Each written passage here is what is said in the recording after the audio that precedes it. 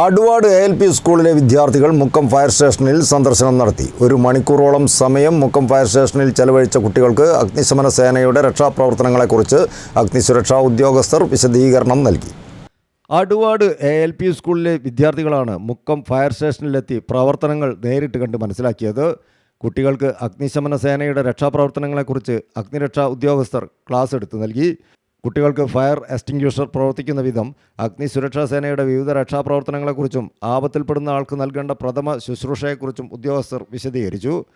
അഗ്നിശമന സേനയുടെ വിവിധ ഉപകരണങ്ങളും അവ പ്രവർത്തിക്കുന്ന വിധവും കുട്ടികൾക്ക് പുതിയ അനുഭവമായി മാറി. കുട്ടികളുടെ സംശയങ്ങൾക്കും ഉദ്യോഗസ്ഥർ മറുപടി നൽകി. ആപത്തുകൾ സംഭവിക്കുമ്പോൾ ഫയർ ആൻഡ് റെസ്ക്യൂ ഡിപ്പാർട്ട്മെൻറ്റ് അടിയന്തര സേവനങ്ങളെക്കുറിച്ച് ധാരണയുണർത്താൻ ഈ സന്ദർശനം കുട്ടികൾക്കേറെ സഹായകമായി. കുട്ടികൾക്ക് തികച്ചും വേറിട്ട ഒരു അനുഭവമായിരുന്നു സന്ദർശനം. അധ്യാപകരായ സജീഷ്, ജസീറ എന്നിവർ കുട്ടികളെ അനുഗമിച്ചു.